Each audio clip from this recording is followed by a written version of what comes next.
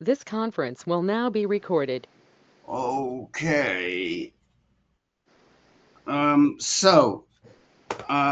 This is Rick Davis. I'm standing in for Dr. John because his internet connection is not up to speed. He's traveling in British Columbia.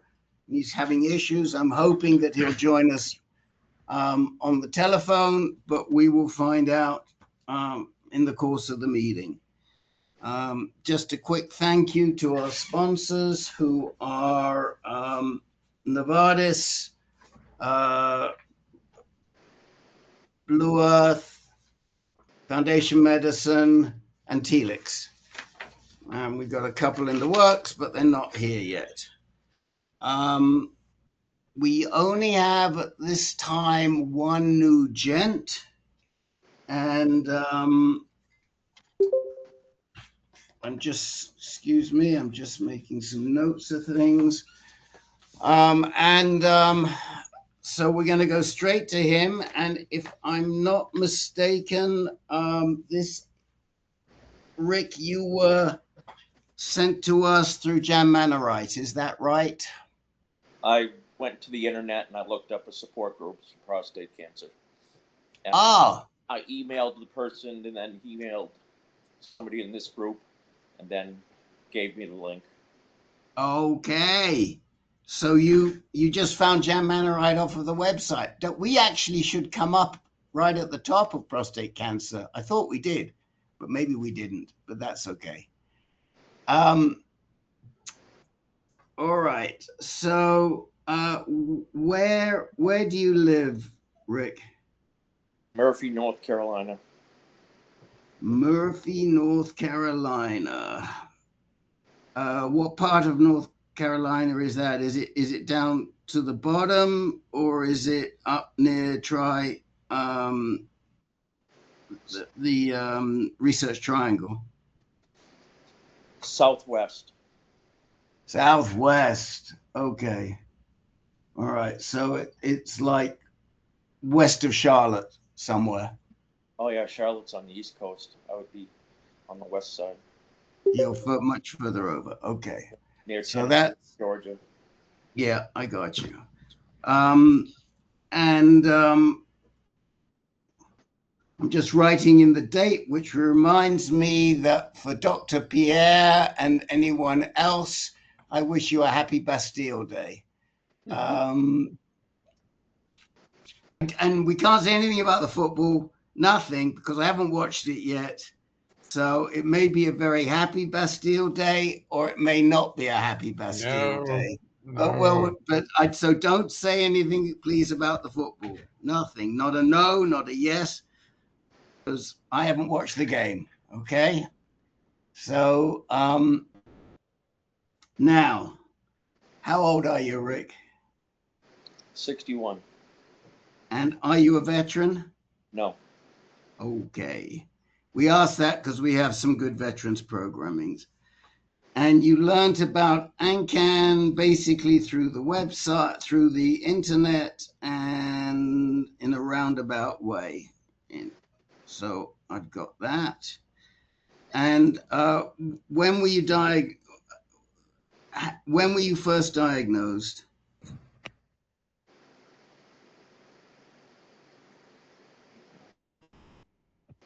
April of this year. Oh, okay. So you're recently diagnosed. April of 26. And how did that come about? Discomfort in the prostate area. Okay. And so you were referred by your GP to a urologist?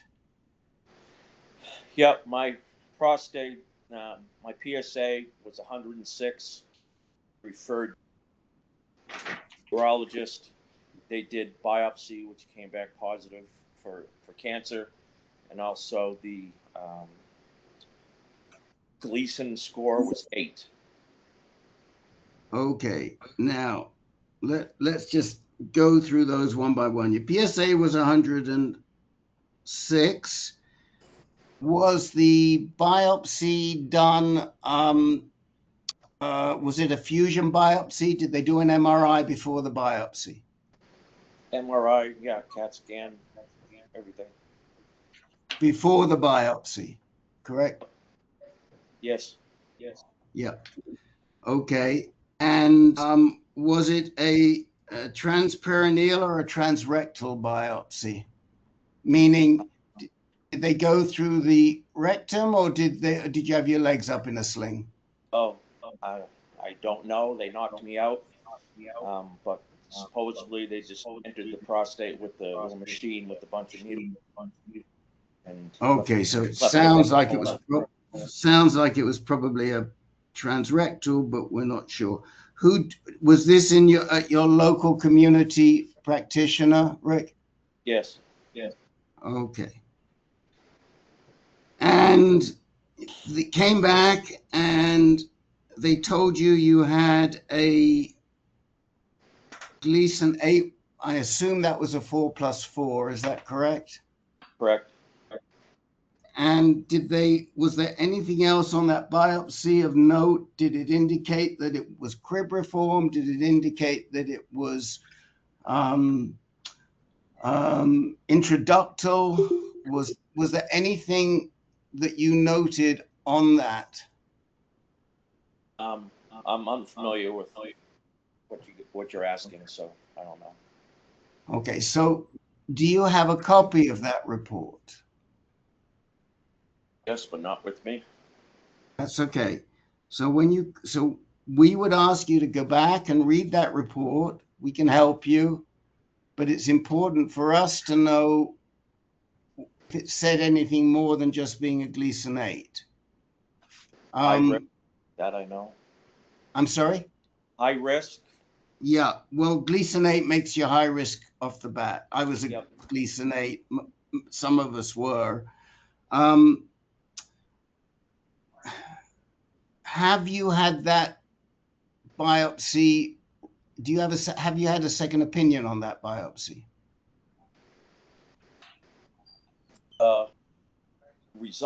Reading the results, yes. Who gave you the second opinion on the biopsy? Who else looked at it? Another urologist. Okay, but it hasn't gone to outside, it hasn't gone to any experts. Not that I'm aware of. Okay. Given that you're a Gleason 8, what other scans did they do? You mentioned an MRI scan. Did they do any other scans? MRI, CAT scan, PET scan. Okay, did they do a PSMA scan? What's PSMA? Is that the PET scan?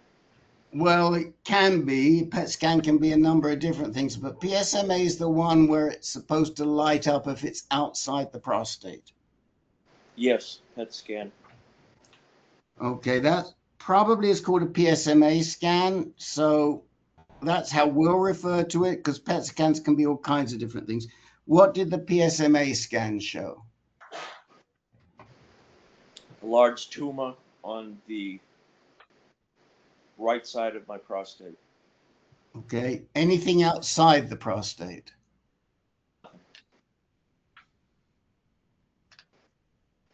Nothing. Nothing. So nothing in the bone, nothing in the lymph nodes, nothing anywhere else, correct? Correct. They were all clear. Good. Okay, that's good news. That's good news. So, what was the recommendation, and what have you done since April? The recommendation was radiation and hormone therapy. And I just got my first shot that I'm not too happy with.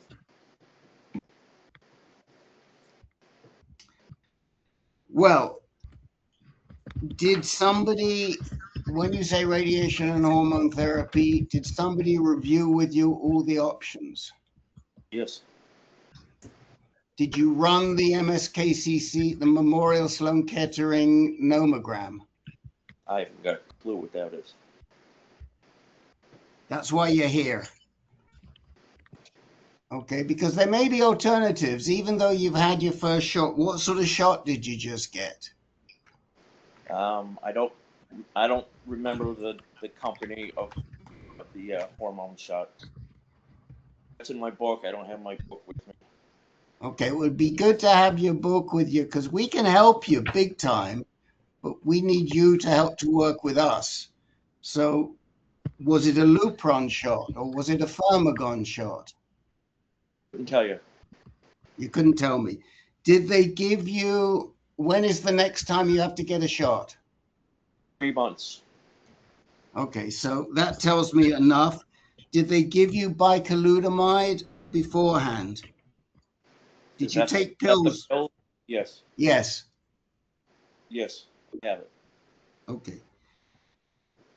What we'll come back with some recommendations in a moment. I'm just trying to gather information, and I'm going to throw it out to the guys to give you some thoughts. What type of radiation are they giving you? Don't know that either. Okay. All of this stuff we ask you to find out because we want you to be your best advocate, Rick. We really want you to do that. And in order for you to do that, you've got to be knowledgeable. Is it IMR? How many sessions are you going to do? I have, I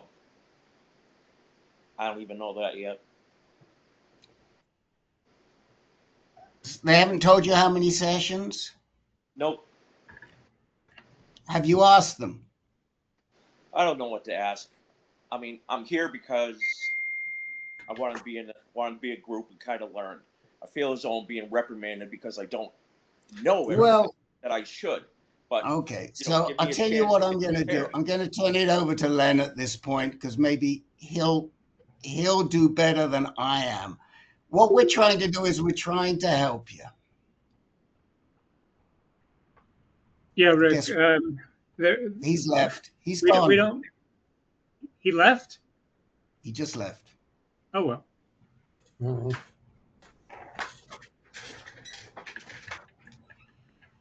What can you do? Who knows if he's doing the right thing? If he's not doing the right thing, I don't know if Jan, but sorry.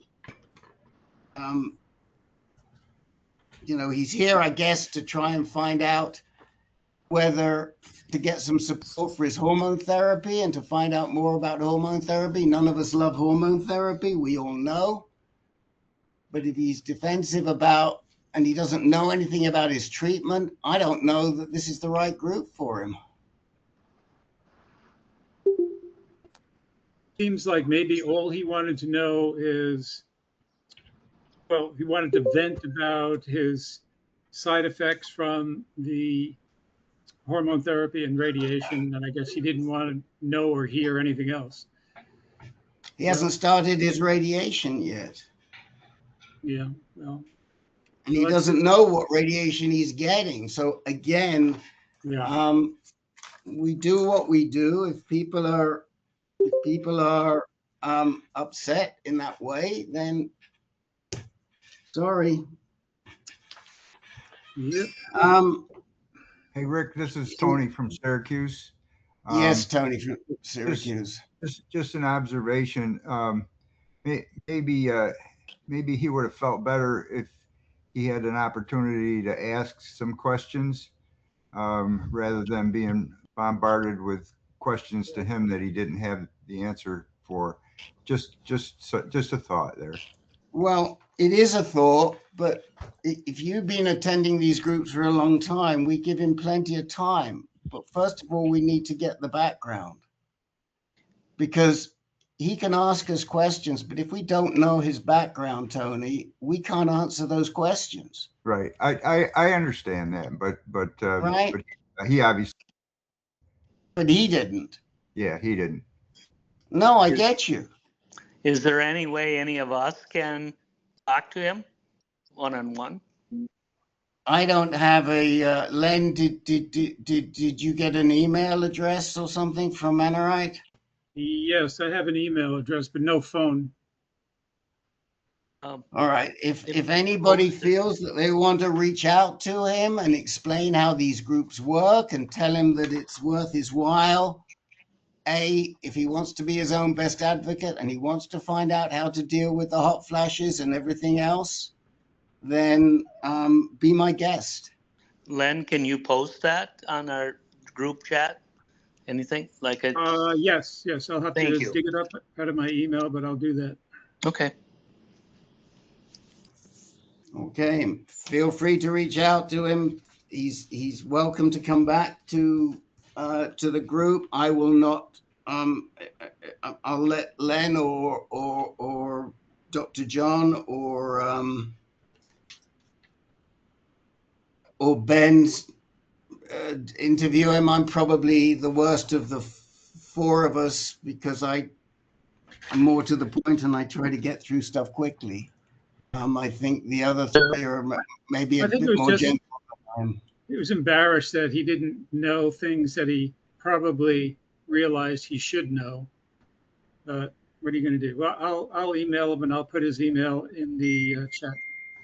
I think like he's someone who was diagnosed, went to see a couple of docs, got a shot, didn't like the initial reaction to the shot, heard about a group, joined a group, completely freaked out, doesn't know if he's living or dying, and he's a little bit in shock, getting bombarded with questions. It's understandable. We could reach out to him and, ask him what is he here for, what does he want to know, and then say the reason we will have all these questions because we best want to know how to help you.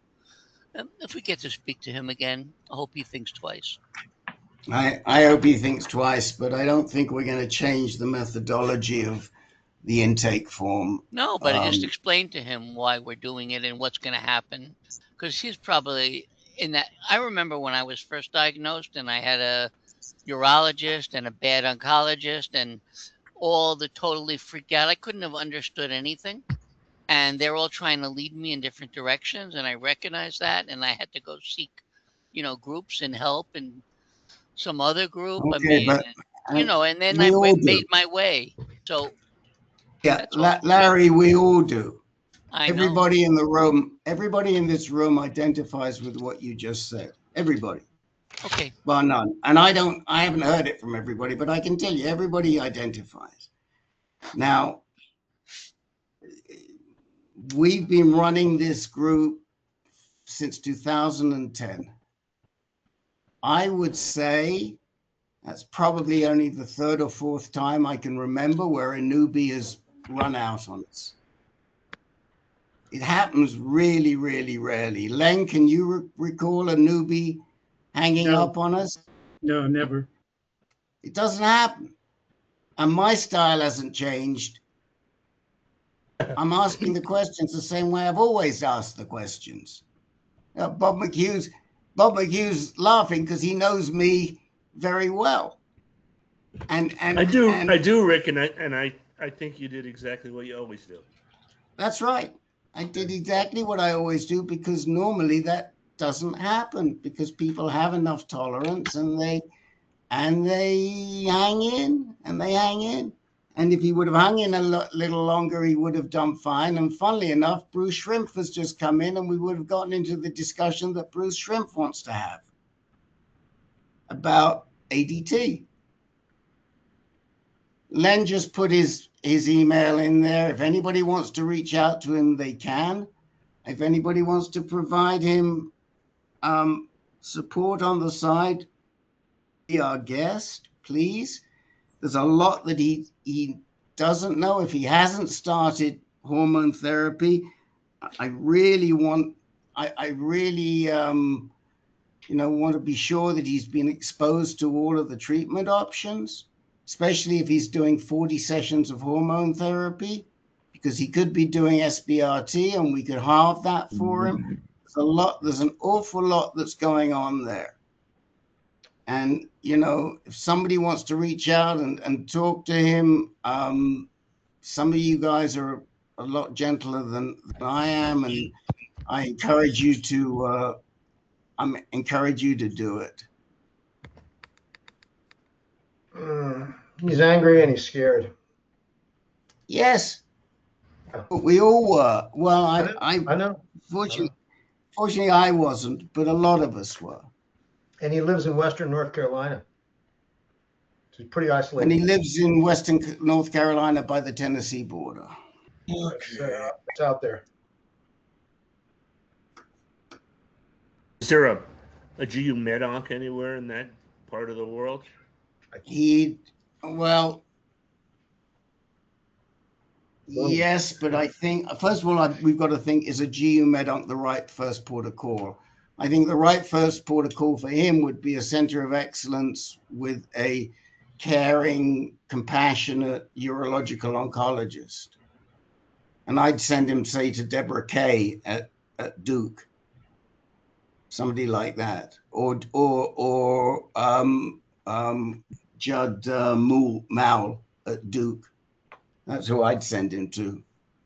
But I think he's the sort of guy that isn't probably going to want to travel. But I'd get him to somebody who will help him think through the options. 61, he's young. I think he needs some second opinions going on there too, because with a PSA of 106 and nothing showing outside of the prostate, that also makes me think somebody with more expertise probably needs to look at that PSMA scan, if in fact it was a PSMA scan.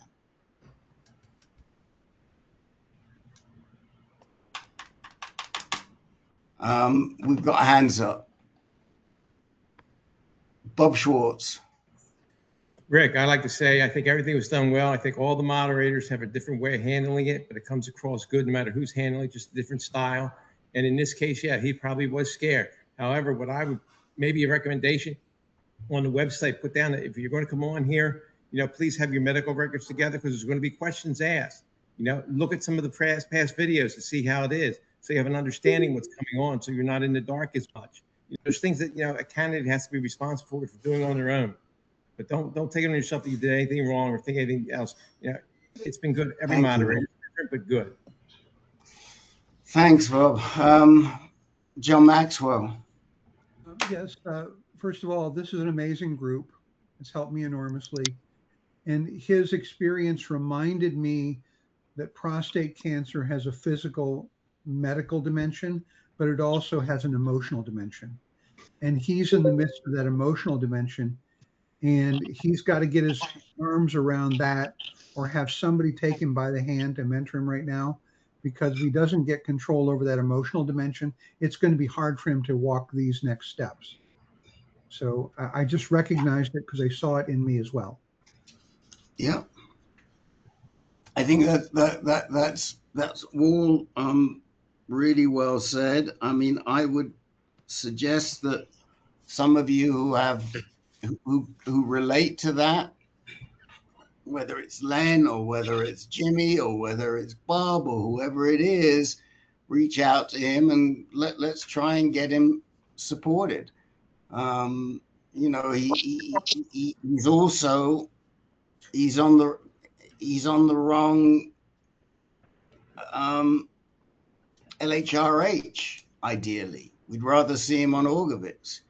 He sounds like he got a 90-day Lupron shot, but at least they preceded it with the bicalutamide, thank God. So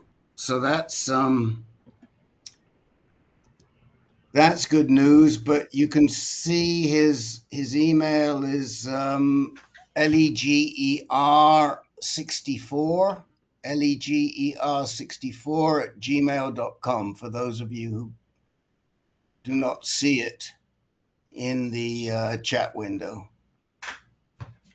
Hey, Rick, can I respond a little bit? Or can we move on? Who is that? Jay? Jay. Yeah, yep. I had that bicalutamide, and it dropped my PSA down to 0.88. Yeah. I was amazed. And I asked the doctor, can I just stay on that? He said, well, maybe in 5 years it'll evolve and it won't be effective. But I thought for $15 a month, that's not a bad deal. No side effects, really. Right. So it's an old drug. Yep. It's been around since the early 2000s, I think. It did make my breasts tender and enlarge a little bit.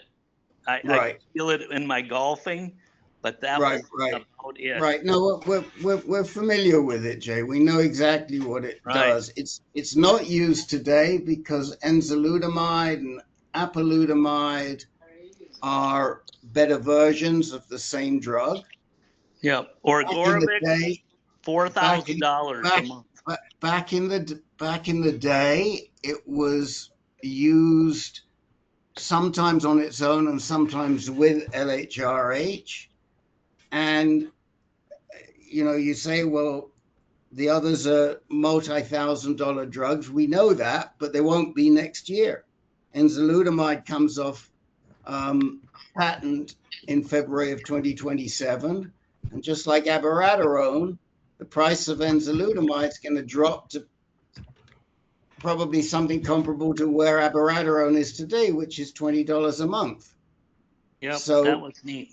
They did give me a Lupron shot just to say, oh, come back in 3 months. And then the side effects went away. So that was good. Okay, so we'll come back to your situation. I remember now who you are. You came in and you were heading down to Florida for a bunch of time, and yeah, you wanted to wait until you got back. So we got your number. Yeah, so I'm glad I waited. Let's talk about bicalutamide and why it isn't used today. It's not used today because it's a management drug, and it's not as effective, and it doesn't work as well to block the androgen receptors as the new drugs today. Could you use it? Yes. Would it last as long? Would you get as much out of it? Probably not. If you have not had treatment before, it might work. The reason they give it to him before the Lupron shot is as what's called a buffer. It's not intended to be a therapeutic drug. It's intended to be a drug that stops, that prevents any damage from the flare that's caused by the Lupron, which is called an agonist LHRH. And it causes your PSA to jump before it goes down. And they give you bicalutamide to block your androgen receptors so that jump doesn't result in metastasis in any area that's weak.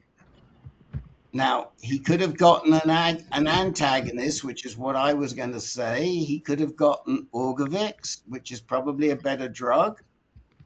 Or he could have gotten Firmagon, which is a better drug. We didn't dig into his comorbidities. Don't know if he has any heart issues. If he has heart issues, that should have been taken into consideration. But the likelihood is his urologist never asked him.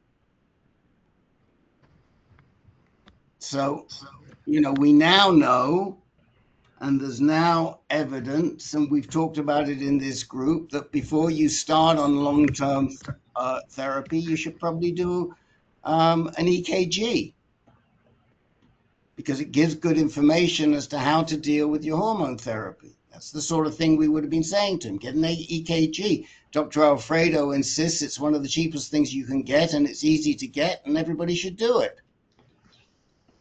Not a bad idea. They've been talking about a urine test instead of a biopsy. Yeah, that's a whole different subject, Jay. And is that coming along? Jay, yeah, that is a topic for our active surveillance. It's not really a topic for here. Don't want to get into it, okay? There is a urine test. It is available right now. It's not something really that is helpful in this group to discuss. I would just like to not have a biopsy the next time, or Okay. These drugs are not in place. These tests are not in place of a biopsy. There's nothing we have right now that is in place of a biopsy. Okay, that's what the Mayo Clinic kind of said too. So there's nothing. Okay. Now, oh boy, I'm not sure what. Okay. I don't know who that message is for, Jim Marshall. If it's for me, it's a bit long to anybody, read. anybody. Okay, what is it you're asking? Not asking, just a comment. Just a comment. What's your comment? The comment is in Estonia, they will give you a double dose bicalutamide as an alternative to long-term treatment. Hey, I don't know. It was just. You know what they're doing is they're using old-fashioned, dated medicine to administer monotherapy hormone therapy. Right, with absolutely. a first-generation drug. Would we do that here? We probably wouldn't, but I can't get into what they do in Estonia and other places. All right, we're going to start going down the questions. Dr. John has not arrived on the phone, so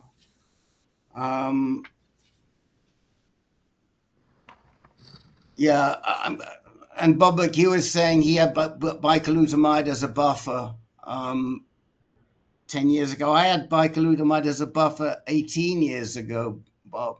It should always be given if they're going to give you an agonist. Always. And a lot of docs don't do it. Let me just check in with Len. Len, is there anything else you want to say about this topic, this subject, before we move on?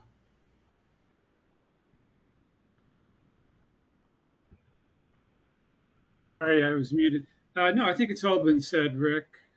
I already got a response from Rick Ledger. So, you know, he reacted in the way we suspected, which was that he felt like he came here to get some answers and all he got was more stress. So, you know, I said, well, feel free. I explained to him that we got off on the wrong foot, and I welcomed him to rejoin the meeting today or next week. And I offered to call him. So that's, you know, what more can we do? Okay. If anybody else wants to reach out to him, they will do. I'm not sure if I should write to him or not, but no. Probably not. Not sure. Okay. Let's move right along here. Thomas Matika, you are first up tonight. Here I am. Well, I had, I'd been under treatment for about 3 years, and I really just doing the PSA test, PSA check, and my PSA has been undetectable for all that time. It has stayed down. Earlier on, I had a PSMA PET scan, and you know, after relatively soon after I was diagnosed, and it scared the hell out of me. I mean, all I saw were all these orange blobs all over my pelvis, and you know, it was a pretty scary thing. And the write-up was even worse. I mean, I had 5 of these bone lesions, and I had an SUV max of 22 and 12 and 8. I mean, oh my God, you know, this is terrible. And I've kind of lived with that picture in my head for these several years until recently Dr. E sent me in for another PSMA PET scan. I think it was like last week or something. And now, I mean, I look at that write-up, it looks like I don't have cancer anymore. You know, I mean, it was just amazing. And, you know, I mean, that looks really good. And I take that and enjoy that feeling for a while. But it looks like, in my mind then, the treatment seems to be working. But there's nothing, there's no evidence of anything really that they can see. I have not discussed this with Dr. Evstathiou yet, but, you know, I'm pretty happy about that. And, okay, that's a comment, but I also had a question about some other comments made. Rick, you stated, I think a couple of meetings ago, you made a statement about how the PSA test is not really adequate enough in terms of monitoring the situation, and you were suggesting that it should be used along with the PSMA PET scan. But I was wondering about the radiation dosage for that test, and I'm not sure how often you meant to do that, if you meant to do it annually or every 3 months or anything like that. Could you comment, please? I'm going to defer to Len because he's our expert on this topic. Okay. Yeah, well, I just try to follow the advice of Armstrong from Duke, who did the study that showed that you can have radiographic progression without PSA progression. And he recommended some type of scan every 3 to 6 months, which my doctor, Dr. O, thought was a bit too frequent. And I would agree with that. You don't want to get too many CT scans or PSMA PET scans. You know, there's radiation involved. So I do a periodic CT scan, kind of like 8 months, I guess. You know, you have to find whatever you're comfortable with. But, you know, it's not if you've got low or undetectable PSA, chances are good that it's not going to go galloping away in a few months. Because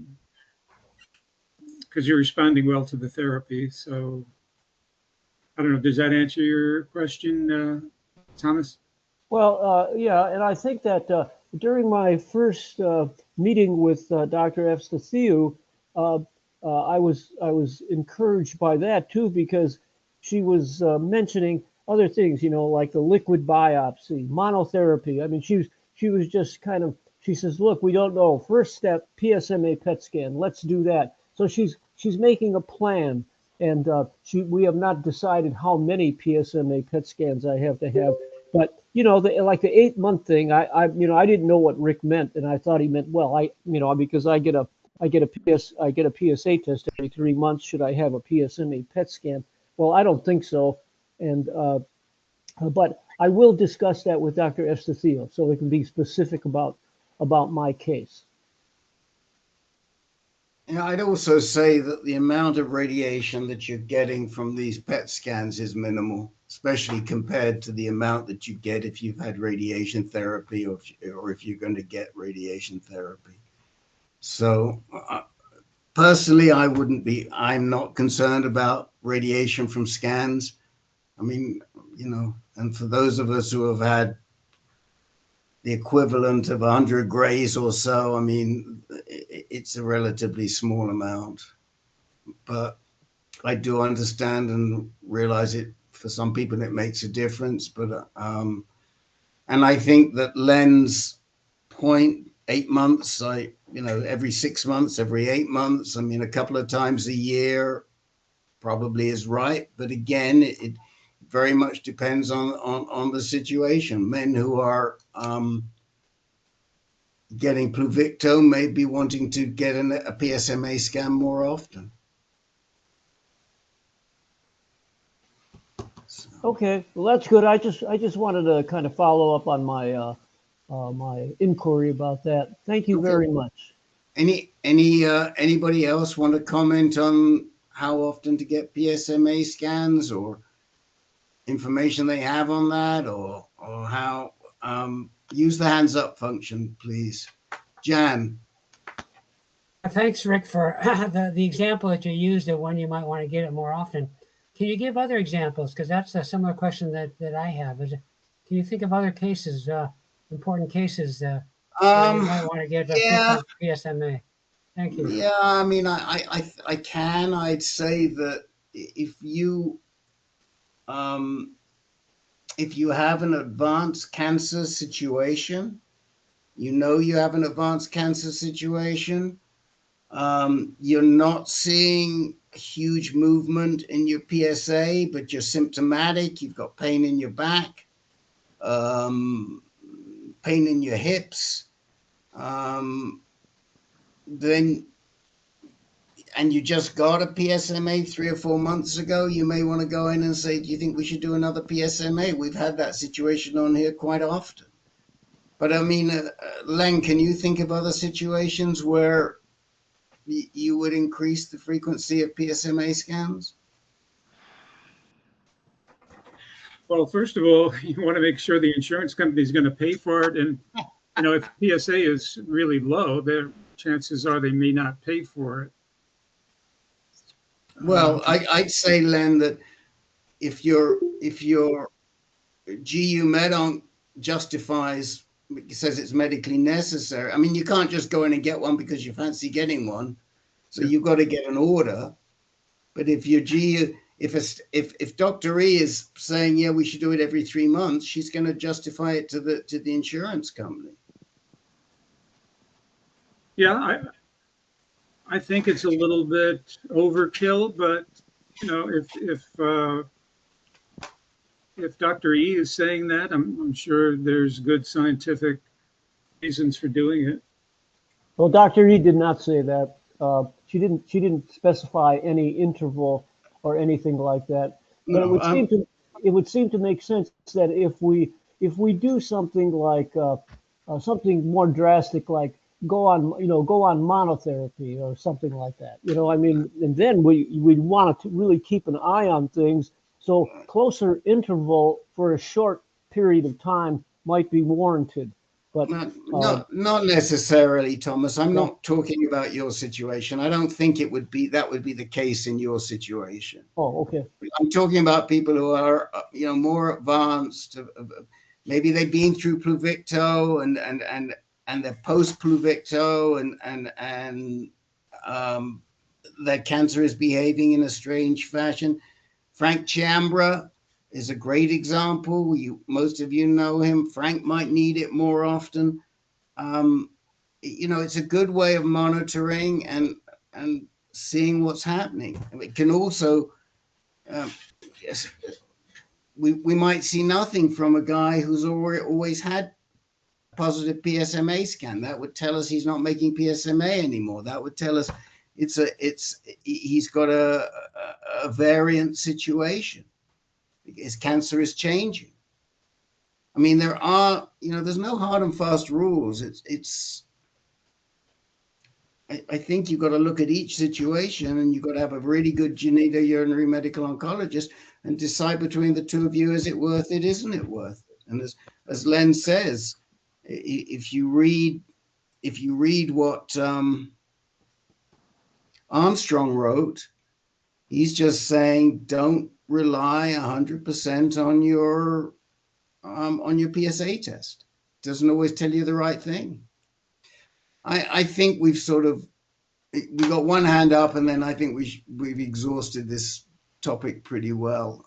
Phil. Thank you. I think this Belusic was with 6 months. I asked about it a little bit earlier, and he says we should go in 6 months. I've been very happy with it. I did it at a place unrelated in New Mexico. They get the material through, and the radiologist was very happy with it. And I've had no desire to do any more. Don't like it, but 6 months is fine. It gives good results. They read the comparisons one to the other, and it's a wonderful thing. Okay, that's a good way to wrap this up. Bob Alvord, you're up next. Hi, it's 107 degrees out here. Hold on a minute. Hold on a minute. Dr. Jack, did you put your hand up and I didn't see it? Yeah. Is it all right if I just ask you a brief question? Because, you know, I haven't had a scan. Quickly, because we still got a bunch of guys. 3 years. 3 years I haven't had a scan, and I keep wanting one. And both Belusic says to me and Pollock, my radiation, no.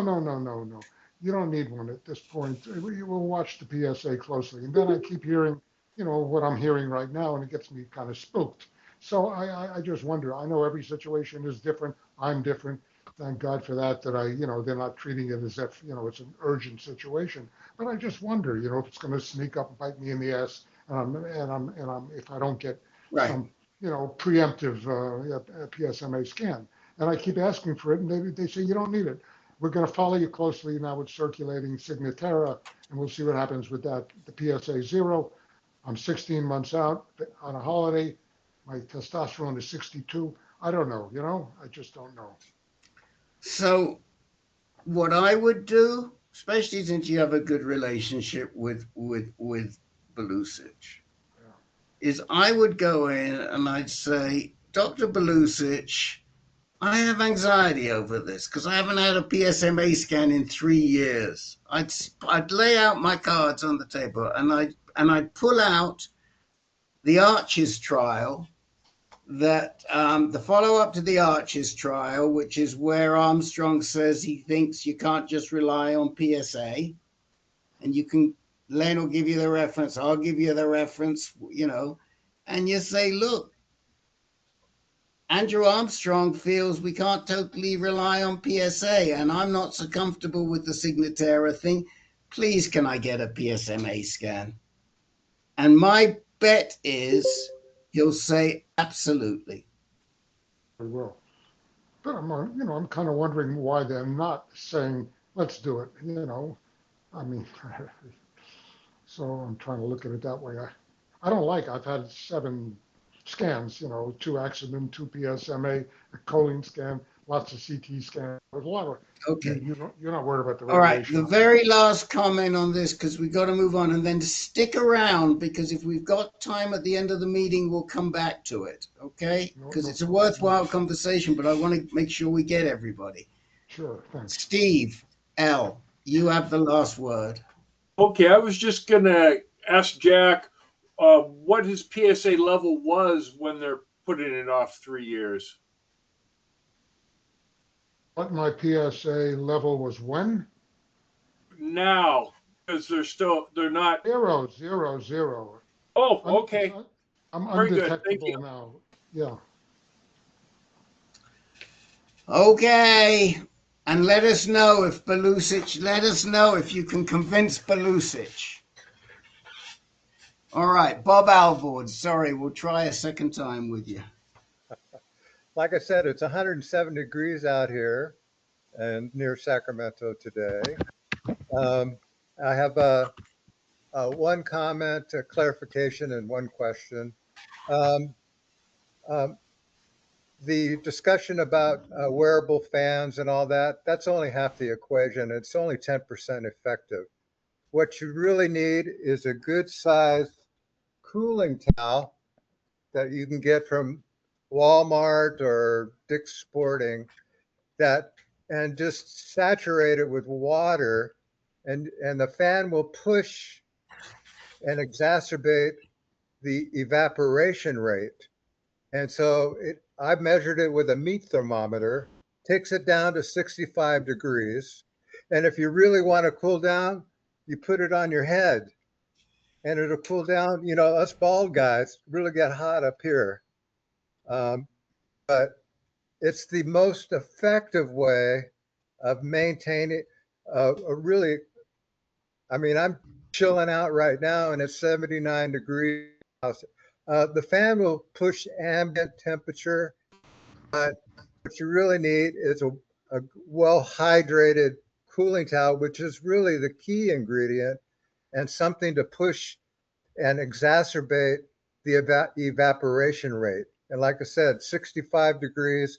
I measured it with a meat thermometer just to make sure that I come with numbers. The do-rags are not just for style. Okay. Yeah, so I just wanted to bring that up, that's the most effective way of cooling your body down. So here's what I'm going to ask you to do.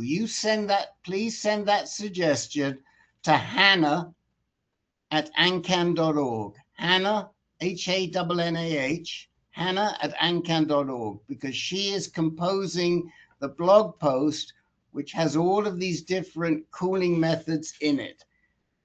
What you're talking about, the principle you're talking about is the evaporative cooler, which used to be very common in Arizona because the humidity was so low. Today, when we have 66% humidity, those evaporative coolers don't work. And for guys who live in very humid areas like Florida in the summer, that type of cooling towel and fan ain't going to work for them when they've got 80% humidity. Right, but the fan itself by itself isn't going to help either in that right. But in that environment. I'd love for you to send that.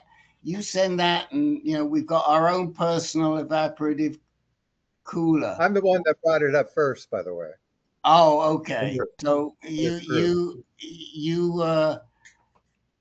should let her know, and Bob and Barry, you're in trouble. You got too much humidity for that in Minnesota. So don't shave your head and put a towel on top of it and use the fan. You won't be happy. It feels really good. Okay. And then the other issue that I have is, I've got, metastatic to bone and lymph node cancer. Dr. Rahul is my quarterback. And I've been undetectable for 15 months on Lupron and apalutamide. Recently, I've started having like spotty rashes around my ankles, calves, torso, groin, all these hidden places that get kind of overheated. This is just recently, so 15 months of undetectable PSA at this point. And so I have a teledoc appointment coming up August 11th. What I'd like to see if anybody has switched from Lupron, LHRH, to transdermal estradiol patch to replace that. And I brought up replacing apalutamide with darolutamide because of the brain fog and some of the other issues that are more favorable with Dara over apalutamide.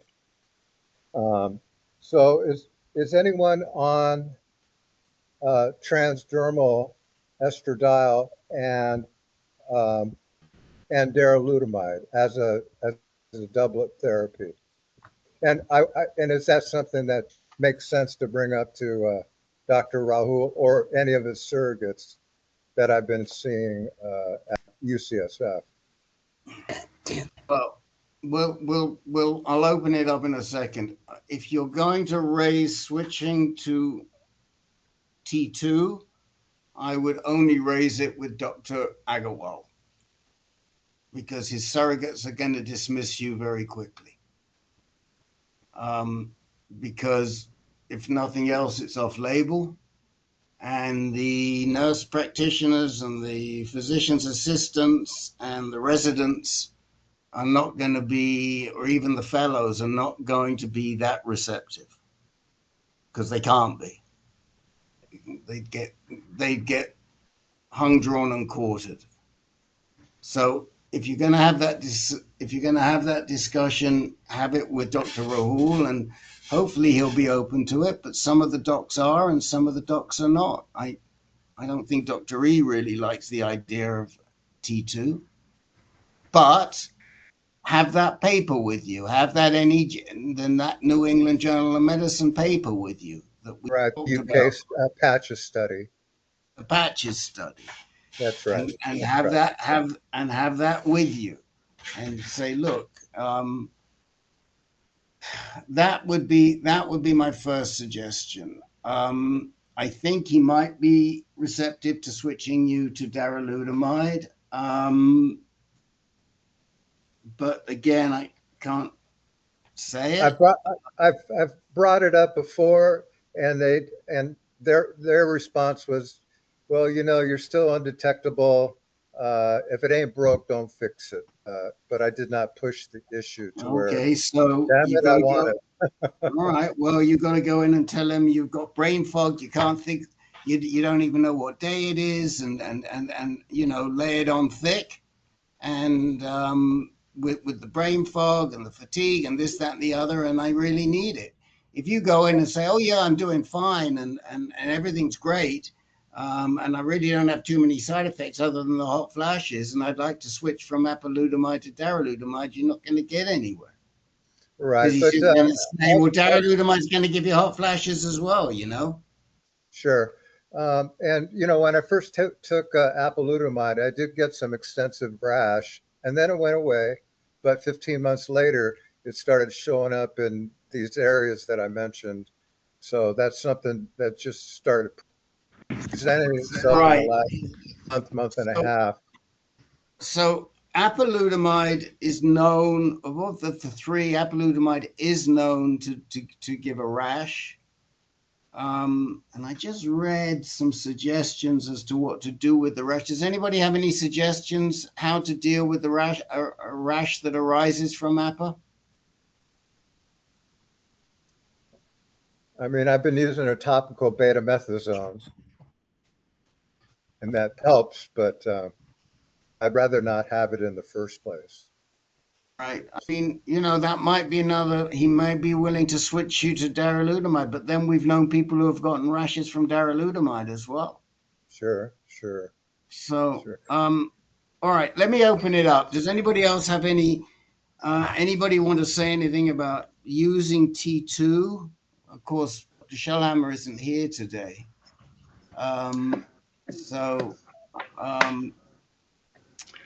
I just have a comment that I get a rash from Darrow. Okay. I got little spots all over my stomach, just really small. Had them ever. That's the same thing he's talking about.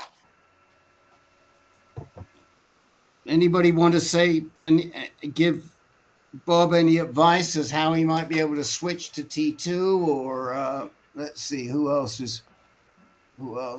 Pierre, Dr. Pierre. I don't have any advice, but I just wanted to mention that Dr. Shellhammer did a really good interview with PCRI that they posted a few days ago on YouTube. It's like a 2-hour interview, and he goes through his whole history and you know, how he treated his cancer over the past 20 years and why he's still on estrogen. So it's a good video. Thank you. Thank you. Yeah, I saw it.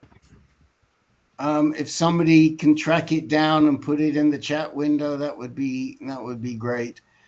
Any comments?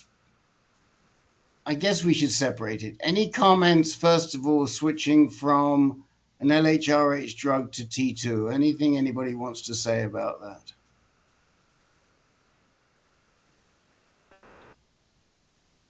Okay. You know, we are agnostic, I would say. We recognize it has benefit, that the T2 has benefits and has disadvantages, but we certainly don't discount it in this forum. We've got people who have had a lot of success, and the Patches trial seems to support it. But you've just got to have a doctor that's willing to work with you on it. Some are and some are not. With respect to apalutamide and darolutamide, you know, the best benefit from darolutamide is the much lower level of brain fog and possibly lower level of fatigue, but although we have seen people be fatigued by darolutamide. Len, do you want to add anything? Yeah. I mean, Dr. Guancho told me that she doesn't use apalutamide because her patients, or 30% of them, were getting rashes from apalutamide. So, like Jeff said, you may get a rash from darolutamide, but I'm sure it's a heck of a lot less than 30%.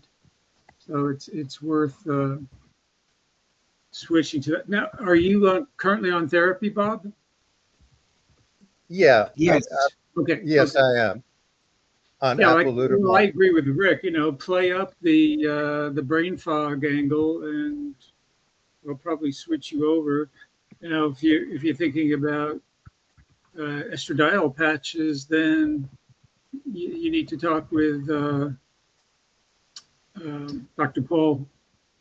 He's got more experience here than anybody else with that. Yeah, I mean, if you want to reach out to Dr. Paul, I'm happy to connect you. But I think the issue is not so much Dr. Paul, because he's going to be very, very supportive. I think the issue is really with your GU Med-Onc, whether they're going to be receptive or not. Bob Schwartz, you have something to say? Yes, I'm on darolutamide and I like it, but it does have some fatigue and it does have, well, now I'm having a brain fog. No, it has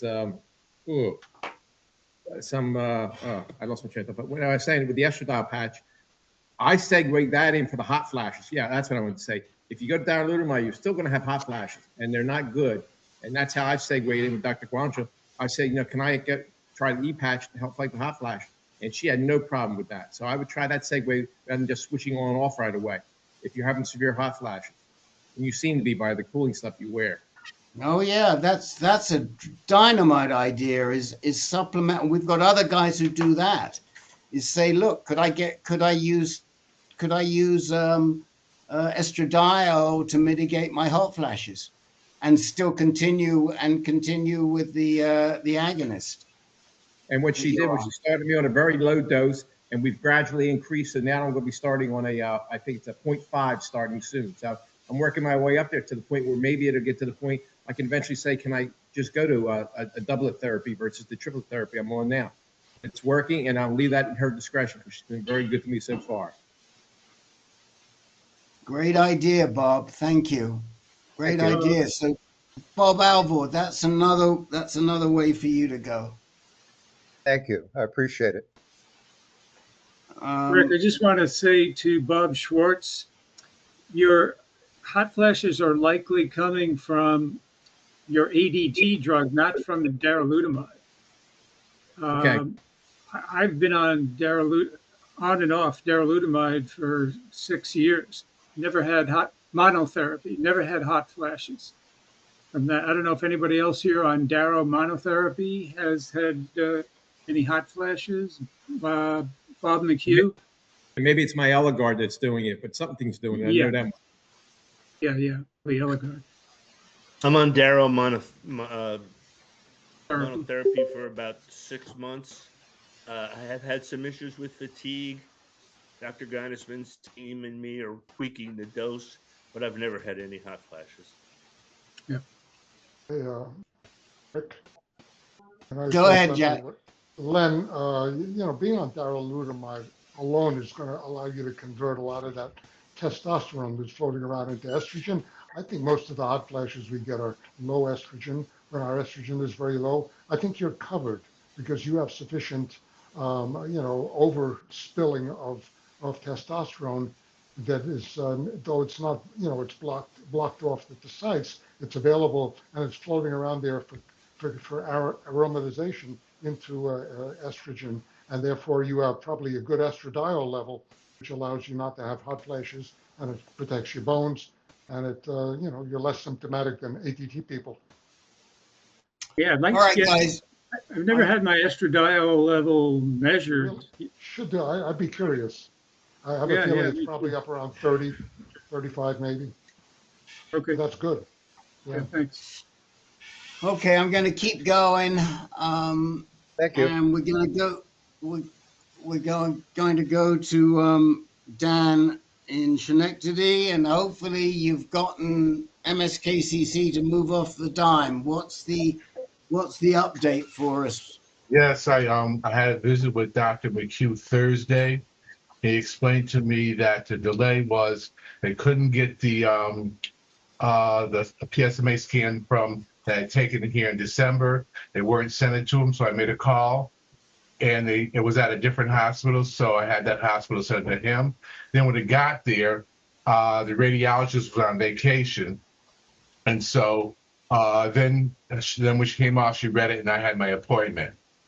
And he offered to me like three options, and one was Pluvicto, and the second option was the chemotherapy with Doxatil, and then he offered me the sister drug of Zytiga. And when he was talking about the Pluvicto, he said there's a study, and he said I would qualify for it. And that the study, you get the 2 rounds of Pluvicto and wait until your PSA level starts raising, then you get it rising, then get another round. And so he gave me until like the end of the month, you know, to make a decision on what, which route I wanted to go. So my wife and I, we were considering the Pluvicto because it's less invasive than the chemotherapy, and you know, it targets the cancer, and explained to me that it goes through the blood cell, hits the cancer cells, turns into radiation, and kills the cancer cells there. Right. So yeah. So let me just review with you again. He said to you either you can go into the Pluvicto trial, or take the Pluvicto and not enter the trial. Oh, so you can do Pluvicto outside the trial. You can do Pluvicto in the trial. Yes. You can do chemo, or you can just stay on Zytiga. Was that on the abiraterone? Yeah, he said to I could take a sister drug of Zytiga, and he didn't tell me what that was, but I looked it up and I can't remember what it was now. I'm sorry, I keep missing what you're saying about the abiraterone, because you're on abiraterone and Lupron right now. So what does he want to do with the abiraterone? The abiraterone to take OXY.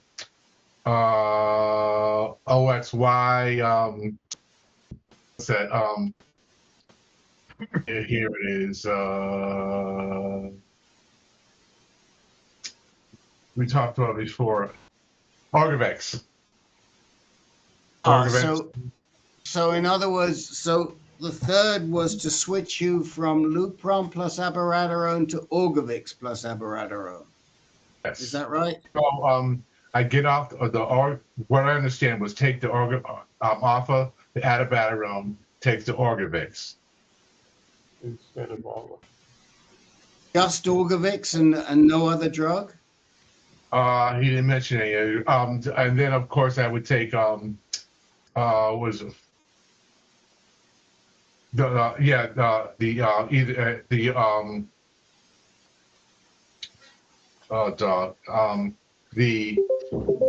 Pluvicto. All right, so, but he didn't talk to you about switching from abiraterone to enzalutamide or apalutamide or darolutamide. No, he did not. Okay. No. So what he said was, you could stay on the Orgovex and abiraterone. You can do chemo, or you can do Pluvicto in or out of the trial. Right. Yes. He said Pluvicto in or out of the trial. He said then the Orgovex as a substitute for Lupron.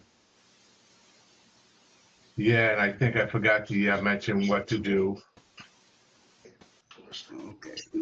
Yeah. Well, I think the issue is that you and what's your latest PSA, Dan? 2.06. 2.06 or 2.6? Because I had a record of 2.6 here. 2.06. Okay, so it's gone down, and that's why I'm asking. Well, I had you at 1.77 in May and 2.6 in June. In June is 2.06. Oh, June is 2.06. Okay. Yeah. And you haven't done one in May yet? No. All right. And did he talk to you about any type of radiation to these your Yes. ribs, your scapula, and your clavicle? He talked about raising radiation to my my T10 because I'm having pain in my back, and he wanted to make sure that it was from the disease and not from like degenerative disc disease. And they said if it was from the disease, then he'd radiate that, but radiation he didn't talk about to any other areas. So have they confirmed that PSMA scan and the reading that you got? Yes, they did. Okay. Yes. And he said that PSA, they confirmed it was in the right seventh rib, the right shoulder blade, and the right seventh rib was 50.1, right shoulder blade was 40.6, and then the 10th vertebrae, which was SUV was 3.5. Okay. And the 10th rib, the collarbone, they said that had gone from 48.4 down to 10.1, and the lymph nodes in my abdomen and in my superior clavicle area had decreased. Okay. Okay. And what was it that went down to? You said 48.1. What was that? 48.4. That was my collarbone. It went down to 48.4 to 10.1. What are we talking about? The SUV, not the SUV. Yes. What is the measure? I'm not sure what you're asking. 48.1 is what is that? Is that a the SUV? SUV. Okay. Yes. So I don't know. Well, I have some thoughts, but let me throw it open and see what people think you should do. I don't see the point of since his PSA is rising on Abby plus Lupron. There's no point in switching to Abby and Orgovyx, right, Rick? Would you agree with that? Well, only that if he's going to stay on hormone therapy whilst he does Pluvicto. Well, yeah, but I thought that was which like might make sense. Then he's better off on Orgovyx than he is on Lupron. Yeah, okay, but I thought Dan was saying that one of his options was to just take Abby. Well, I do too. Yeah, I don't understand. I mean, that to me is not much of a therapeutic option, but it might be. But Dan may be confused on that one. I don't know. The Pluvicto or? No, on the abiraterone. That's what I was trying to get to the bottom of. I don't understand the abiraterone option he's given you. Yeah, for what I understand was the abiraterone was to change it to Orgovyx at the end of my my 6 months, Lupron. Yeah. No, if that was all he was doing, I don't understand the purpose of it. Just like Len. So go on, Len. So what do you think he might want to do at this point? Now that he's sort of as I recall, Dan was very averse to taking chemo, so maybe Pluvicto is his best option right now. I think he'd be more comfortable with that, and his wife too, right? Your wife didn't want you on chemo. Yes. So. Anybody else want to? Yeah, Jan, what are you thinking? Excuse me. I'm wondering about the clinical trial. I wonder who's running it, how good it is, if there's supplemental benefits from the clinical trial. I don't know if there's any value to that. Right. I wonder about that. Well, the trial was so I'm going to go there, Jan. I'm going to dig into the clinical trial in a minute. I'm not just passing it over. And Dan, I'll come back to you on the clinical trial, but that's sort of part and parcel of the Pluvicto, and I'll give you my thoughts on whether to do it in trial or whether to do it outside. Anybody have any other ideas before we get into the Pluvicto and whether to do it with or without the clinical trial? Okay. So the first question I have is, do you have an NCT number for that clinical trial, Dan? I don't. Okay. Did he give you any paperwork on the clinical trial? Not yet. He said he's gonna send it to me. I haven't gotten it yet. And that's, So we can't help you until we know what the clinical trial is, because we need to look at it and we need to know how sure you are of getting that treatment or what the other treatment is. Here's my 2 cents on my feeling. When you do Pluvicto, it's set up for you to do 6 sessions. Right. Not everybody needs 6 sessions. Yes. All right. Now, Ben Nathanson, who's one of our moderators, was in a clinic, was getting Pluvicto, got Pluvicto with Dr. Rathkopf at MSKCC, and he finished up taking all 6 sessions. As it stands right now, and this may change, we can't give Pluvicto a second time. If you've had 6 sessions, you're SOL. Right. Now, yeah. So from what I was reading, research I did on my own, was I said, because my thought was, I read that, after 6 sessions, and I said, well, what happens next? And he said that, what I found, it was a recent write-up. It said you can retake that. That you might be able to retake the Pluvicto. That's not true. You can't. You cannot. This is what I'm saying to you. You can retake the Pluvicto medically, physically, and we've had guys who have done it, but your insurance won't pay for anymore. So unless you want to pay for 40,000 a session, you're limited to 6 sessions. This is where I was going. Oh. Okay. Right. So where we've had guys do more than 6 sessions, there's been something extraordinary. For example, they were doing it before Pluvicto was approved, and then they did it again after it was approved, or somebody like Frank, where we appealed to Novartis, and Novartis said, yes, it shouldn't have come back so quickly, so we're going to give him a few more sessions. But it isn't easy to do that. So you're thinking along the lines I'm thinking, which is, would I take all 6 sessions right now, early in the disease cycle? Probably not. Would I take a couple of sessions and see how I respond? Yes, I might do that.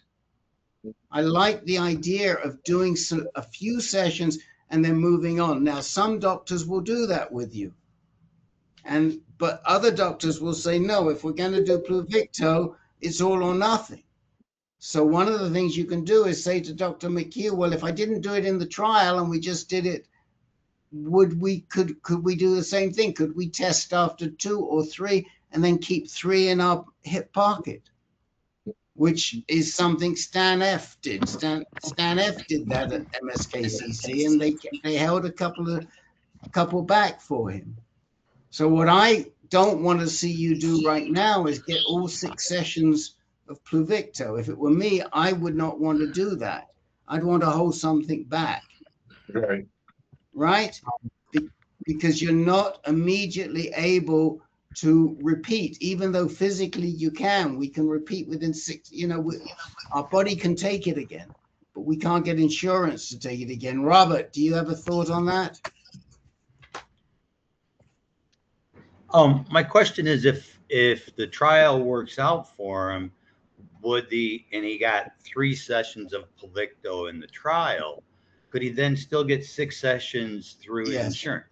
Yes. Okay. Well, I mean, I'm pretty certain he could. Yes.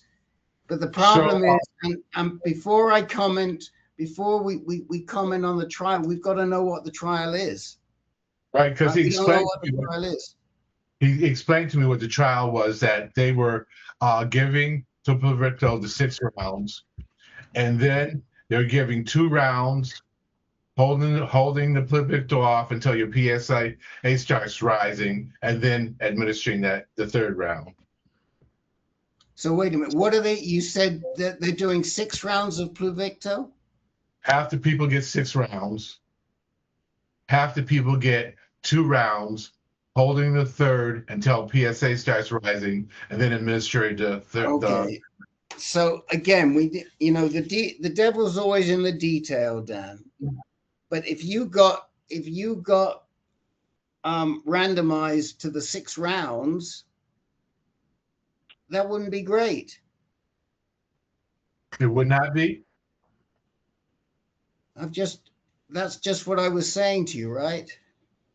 But I think didn't McHugh offer him the 2 rounds of Pluvicto outside of the trial? No. No. Oh, he didn't? Okay. No. That's what I'm saying, that you should go to him and say, look, I don't want to do all 6 rounds right up front. And so I'll work with you if you want to give me 6, if you want to get 6 rounds approved, but you'll hold 4 back and we'll see how we do. Can we do that? Right. But I don't want you to go into that trial and be in the arm that gets all 6 rounds, and then we don't know what we're going to do after that 6 rounds, because we don't, right now it will get approved at some point for a re-challenge, but it isn't approved right now. Right. So say like I take the 6 rounds, it comes back, and then could I take chemotherapy? Yes. Okay, that would be an option. Okay. Yeah, but our last option that I would want to take. Yeah. And there are other options, but they're not approved yet. And these are some of the things we're pushing out to some of the guys. But right now, in terms of what's approved, yes. Do you need 6 options right now? We don't know. Right. And should you commit for 6 options right now? If it were me, I wouldn't in your situation, but it's your choice. And Dan and Ben, bless him, decided he was going to take 6 rounds right now. And so what happened? Has he finished his 6 yet? He recently finished his 6. Okay. About a month to 2 months ago. All right. Well, I think does anyone else have any other comments for Dan to help him? So if not, I would say the first thing you've got to do is get hold of that NCT number for the trial. Okay. That's the NCT.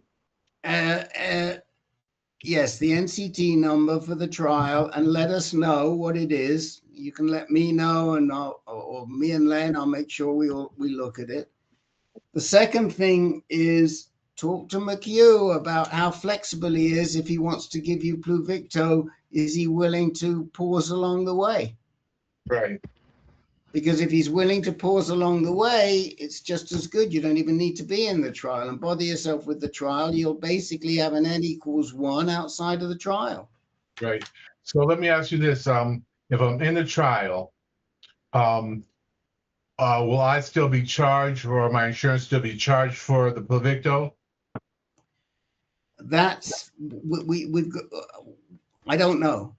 Okay. I don't know. I mean, that's a question that should be answered in the trial documents. Right. Yeah.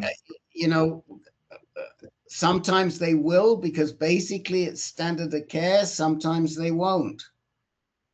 But the answer is it's kind of like Robert Anderson's. If they're not charged, then you'll be able to get it afterwards. Right. Yes. If you are charged, then you won't. Right. But it's a very good question, and McHugh's got to answer that. Okay. I mean, it all depends on how that trial has been set up, and my guess is Novartis is sponsoring it. Sometimes they will still charge you through. Sometimes they'll take it on themselves. I just don't know until we see the trial documents. Can't help you. Anyway, I'm going to move on because I want to make sure, and then we can always come back.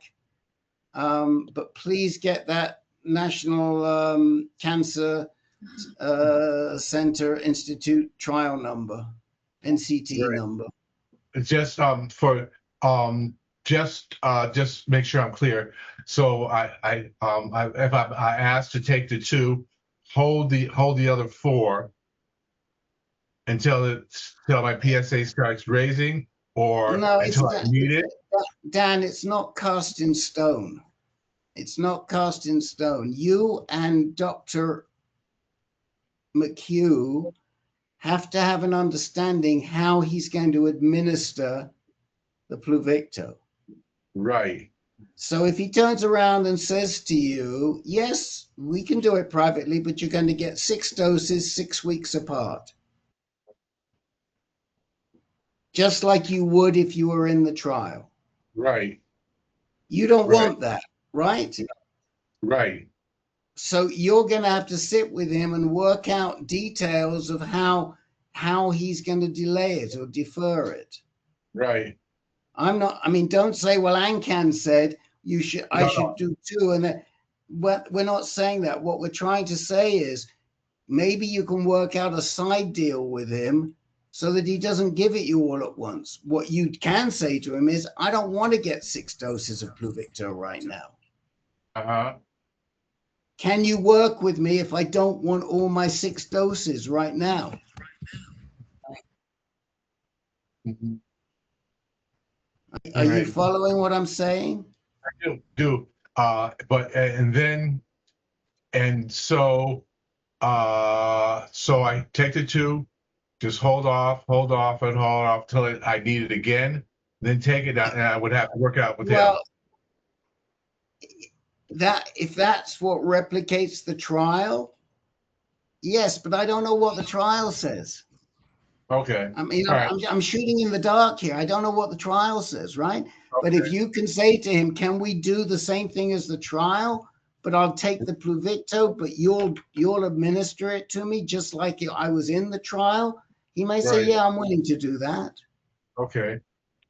And you say to him, because I don't want to go in the trial because I don't want all 6 doses at the same time. Right. In the same session. And then, but I might get it in the other half where they just give me 2 doses and hold the others. He may say, I'll give you 3 doses and then I'll hold. He may say, I'll give you 1 dose and I'll hold. I don't know. But that's why he's the GU med onc and not me. Right. And we can't give you advice. But what we can say to you is now may not be the best time to get all 6 doses and have nothing left. Right. Okay. Gotta move on. I gotta move on, Dan. Yeah. Okay. Sorry. Unless there's anybody who thinks they can explain it better, because I'm on an off day today.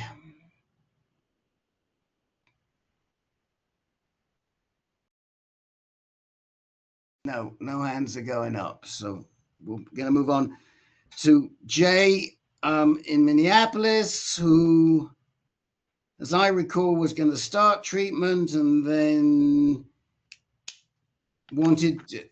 didn't want to get his hormone therapy and wanted to go to Florida for the winter, and now he's back. So where are we?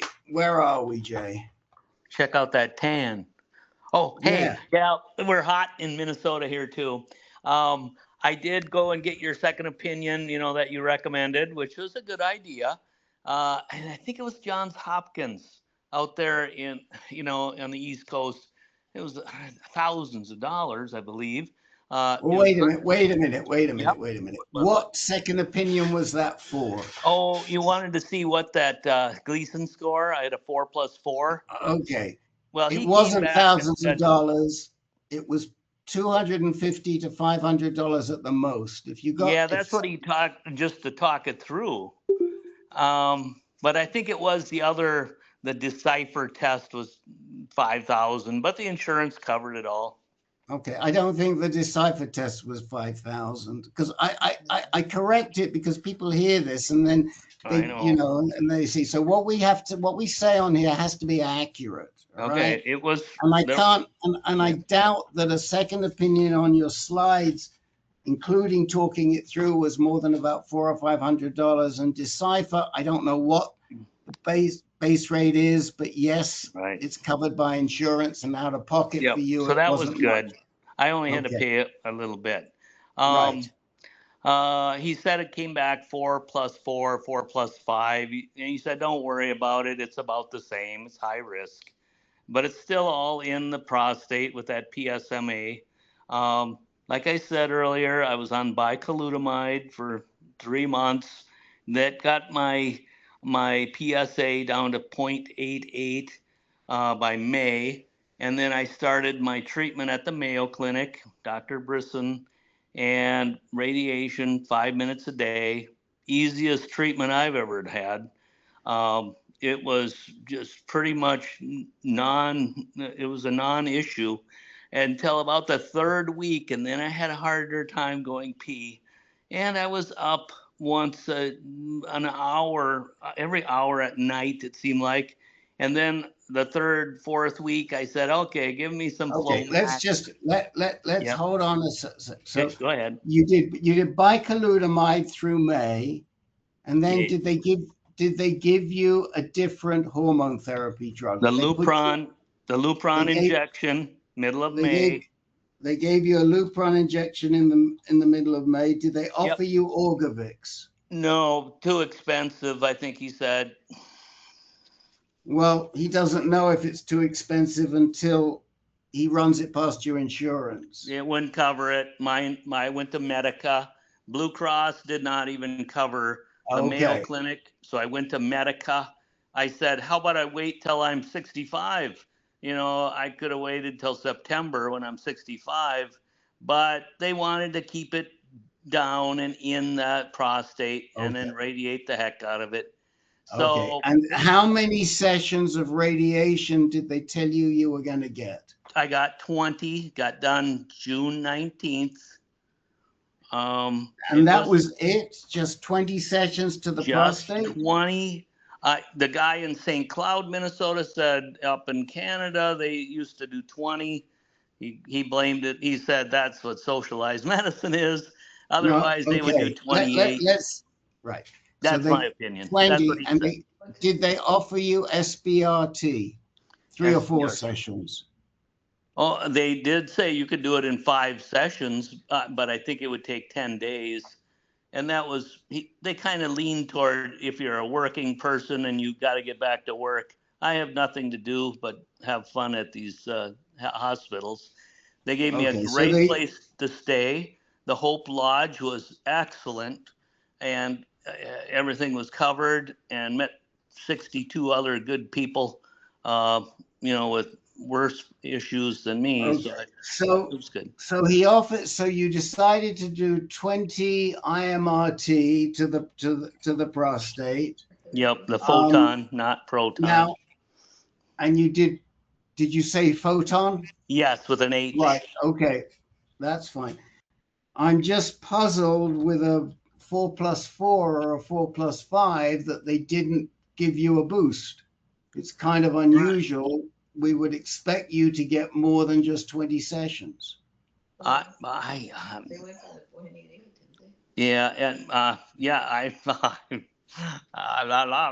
don't know. And he said with the 0.88, when I come back in November, I'm going to do a PSA, not another PSMA, just a PSA test and a Lupron shot. He said if it's plus or minus 2, it can't go lower than 0, but if it's even up to 2.88, that's okay. I didn't think that would be okay, but is that okay? Yes, I mean that's the what do they call it? The Phoenix standard, I think. So that is the standard. Now let's just go back. You had this second opinion, and did the second opinion come back at 4+5 or 4+4? Both 4+4 and 4+5. So it was so you then are a 4+5 because the highest is what defines you. Okay. Yeah, Okay. but they kind of reassured me that, everything seemed, it wasn't out of the, they can't tell, it could be all over your body, but Right. with those PSAs going down like a rock, Yeah, that's a good thing. And how long did they tell you you're going to be on Lupron for? 18 months. Okay, so they gave me a 3-month, and then they said in August take another 3-month, and then I said I'm going back to Florida in January. So he said I'll give you a 6-monther, and I've heard don't some take a negative on 6 that. month. No, don't take a 6 month. I mentioned that it wears off after 5. Just don't take a 6 month. You're the boss. Yeah, but I can't get it in Florida. Maybe I can. Okay. Now that I'm 65, maybe I'll get it. Yeah. Okay. You So, see the difference? and what are the side effects that you have? And again, sorry, what was the name of the doctor, the radiation oncologist you were seeing there? Ryan Brisson, Brisson. And, Barry is down there too, Blumquist there. And so he mentioned Elizabeth Heath.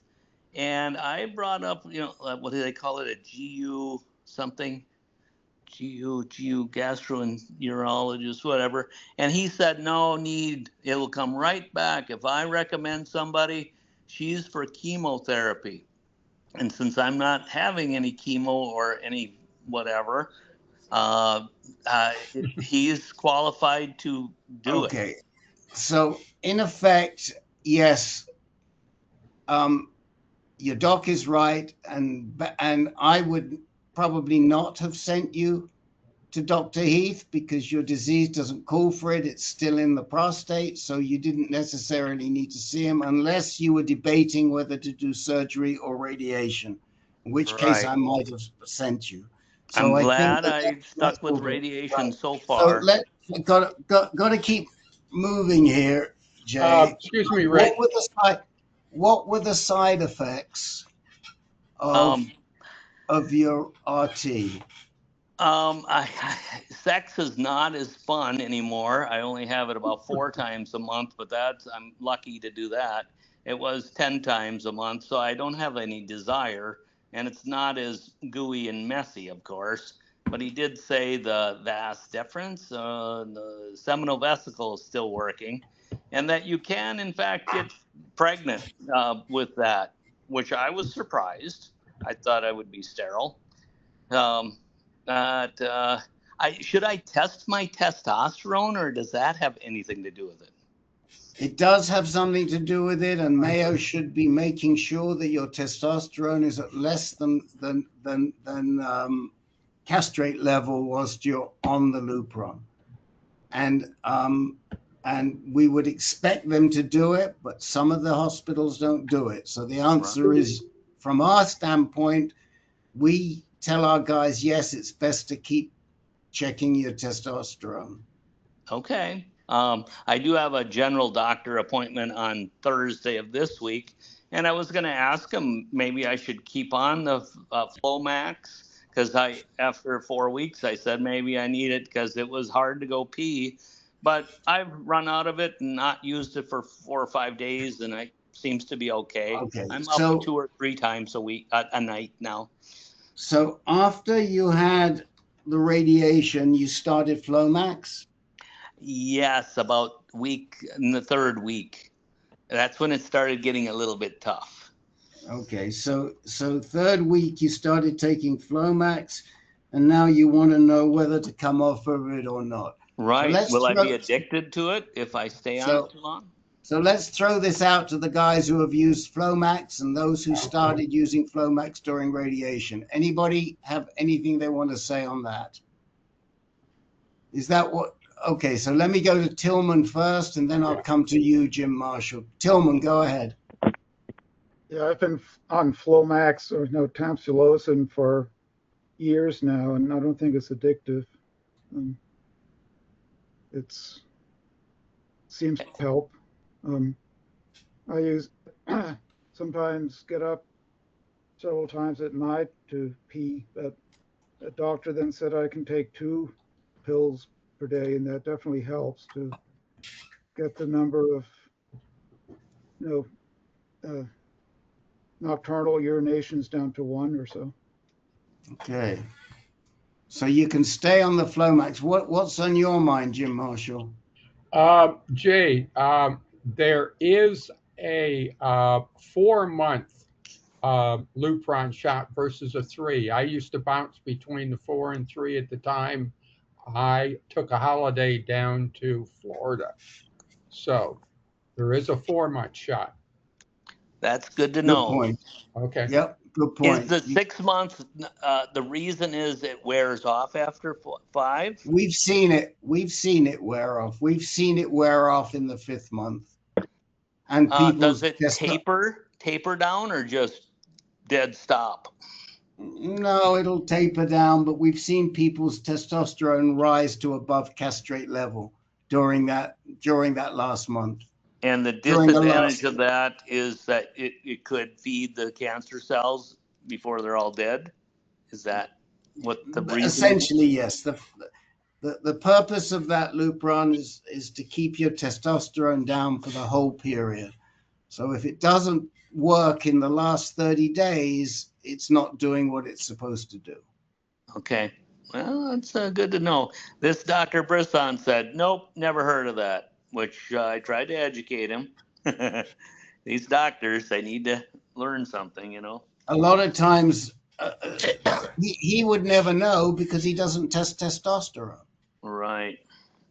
So I will try to get them. He doesn't. You can say to him, yeah, Dr. Brisson, if you measured people's testosterone, you might see that this is in fact the case. Right. Right? Right. Well, I agree. Okay, so Thank what you. else? Any other questions for us right now?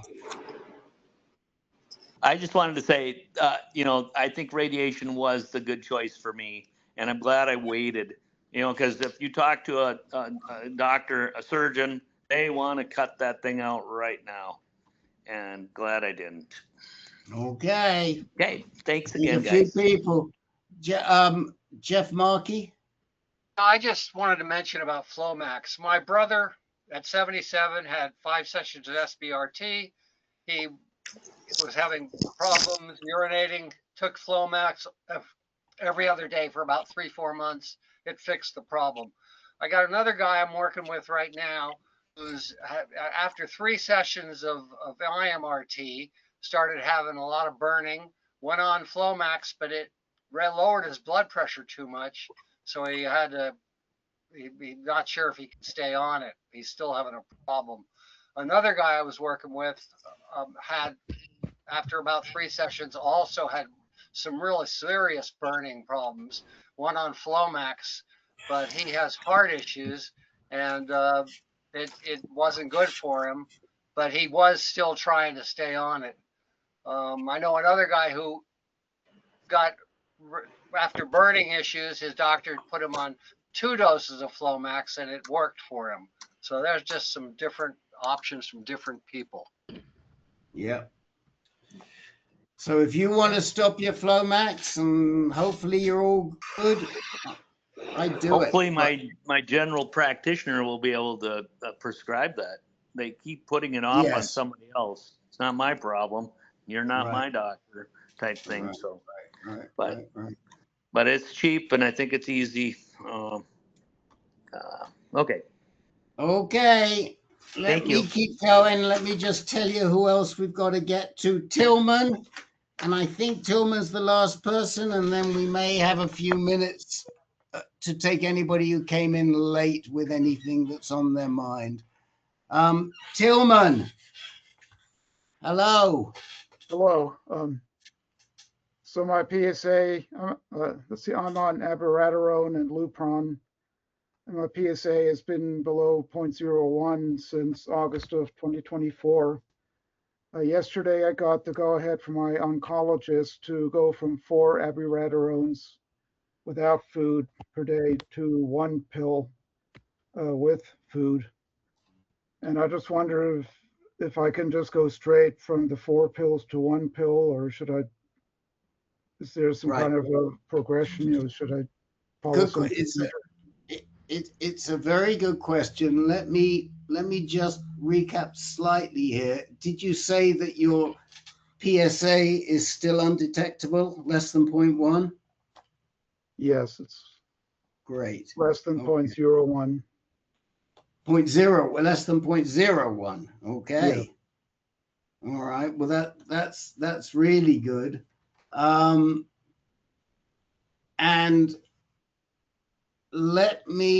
so we're very familiar with this abiraterone protocol, taking it with food. I'd like to throw it open to the guys who are taking it with food, and especially anybody who might have switched from the full dose to taking it with food and how they did it. Is there anybody in the group who's done that? Barry, you have your hand up.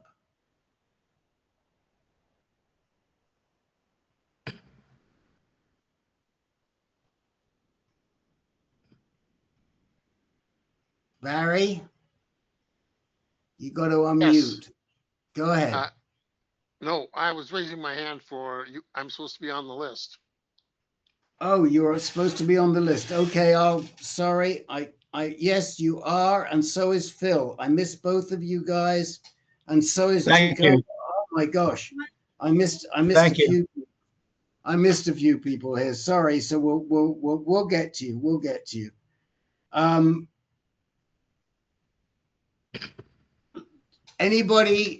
Has anybody switched from abiraterone from 4 pills to 1 pill? Anyone else here? So if no one else has, and again, the doctor should have reviewed this with you, but I'm pretty sure you can do it right away.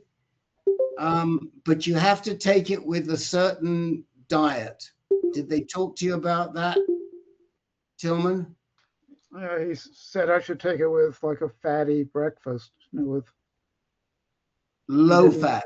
Not exactly, but he said that there should be, some significant fat in the food. A low fat breakfast is fine. Most of the guys that I know take. Go ahead, Barry. Rick, yeah, so I switched over from the 4 pills to 1 pill a day. I take a low-fat, small bowl of low-fat yogurt with my Abby, and then once it's down and everything else, I let it kind of settle, and then I go on with eating my regular meal, and seems to be working fine. Great. So you take it with a low-fat breakfast, like say oatmeal with low-fat yogurt or something like that? Yes. Or raisin bran with 2% milk, that sort of thing. Okay. And when you switched from 4 pills to 1 pill, did you just do it overnight? Yeah. Okay. Yeah, no problems. So Tillman, does that answer your question? Yes. Yeah, thank you very much. Can we help you with anything else? The only other thing is that I got a DEXA scan back in early June. I've been on hormone therapy for over 2 years now, but the DEXA scan showed some osteoporosis. So I wonder if that's usual for this stage in the hormone therapy, or could it be coming from something else? Okay. And how long have you been on altogether to date? Since March of 2024. So the answer is that yes, it can happen over a long period, over the 18-month period, not unusual. Okay. And it could just be that, you're aging. Right. What is the doctor doing about it? Well, he's put me on calcium supplements and telling me to try to eat high calcium food. Okay. What was your DEXA score? Let's see, it ranged from -3 to -3.6, in the 3 areas that they test. Well, -3.6 is very significant, and calls for more than just calcium. -3.6, depending on where it is, but I would be concerned. I mean, I thought you were going to say to me, "Oh, I've gone from -1.5 to -2.1." -3.6 is clear osteoporosis, and that calls for more than just calcium. So I would go back, if you're sure that it was -3.6, where? In your spine, in your femur? I have to get the numbers. I've got the paper just around the corner here, if you can wait. Okay, go get it and we'll come back to you. Let me go to the next person and we'll come back to you. All right, I'm sorry that I missed you other guys. Tony Giacona. Yes, just a quick update and a quick question. I'm in my ninth month after surgery, 5th month on Orgovix, and I've had 6 PSA readings. The last 2 showed the same number, and so I looked at the report close, and it says the last 2 PSA readings said less than 0.064. Right. So that's telling me that the capability of that lab doesn't measure less than 0.064. So my question is there value in knowing it more precisely? No. No. Okay. Some labs only measure it to 0.1. I went through all of my treatment at less than 0.1. A lot will go to less than 0.01, as you just heard. But at this point, there's nothing. It's fine. You're undetectable. Yeah. And you're doing great. Okay. Yep. Plan is to go to start radiation at my 1 year after surgery point, because I'm still dealing with some lingering urinary incontinence. Okay. So probably start radiation the end of October. Okay. Yeah. And no, I mean that's my view. Len, would you agree on that? Is Len still with us? He had to leave, Rick, go to another meeting. Okay, he had to leave. So but then I don't think that you need to worry much about 0.064. Okay, thank you. I think it's great as long as it stays at that level. You're doing great. Yeah. All right. All right. Hold on, Tony Giacona. Hold on one second. I'm just making my notes because I have to write this all up afterwards. If I put 0.064, I'll know what to say. All right. Next is Phil. Phil, fill us in, Phil. Hey, thank you very much. Just an update also. I started out April 24, and I had a Gleason 9, and I had something in half the cores, 50%, and got to Dr. Belusic, and I started on bicalutamide, and in July, and then I started on, I started on that in August. I had Eligard in July now of 24. I'm approaching 26. We talked about a couple of months ago that at 18 months, Dr. Belusic was thinking about taking it off. He backed off. We're going down, and it looks like I'm going. He's on vacation somewhere. I think he's in Europe, but I think I just looked up what I had on mine recently, and it said what the key findings that came of my last PSMA, taken every 6 months. It says, I'm looking at some of it, looks like no normal uptake in the head, neck, chest, lungs, liver, spleen, pancreas, andria, blah, blah, blah, blah, or lymph nodes. That means there's no signs of active cancer in the areas, and no lymphoidal means no enlarged or cancer. So still have some up in the right shoulder, and we held off on that until February. And in that, he decided that he had the radiologist do it and did something like, I don't know how much he put in there, but the radiologist put in something 0.25 rads. I just did 5 days of it, and he said, come back in 3 months. Well, it's 6 months. And even that went down about 40% in the right shoulder. It was like 4 or something, went down to 2.2. And the radiologist sent me an email and says, looks great. And so it looks like I'm on target for everything except Eligard. And I think I've been on that 6-month Eligard without anything. And I've been on the Nubeca, darolutamide, no heat flash. I've had no symptoms except I've had the Doxatol or whatever it is for the chemo. And on number 5, I had some adverse effects, mostly the temperature. When I went in the hospital, then they got pneumonia and sepsis, and it became aggravating more from going to the hospital than it was anything else. So it looks like when I meet him in August, I'm going off everything except Eligard. Well, if it were me, I wouldn't go off everything except Eligard. I would go off everything except the darolutamide. Really? Okay.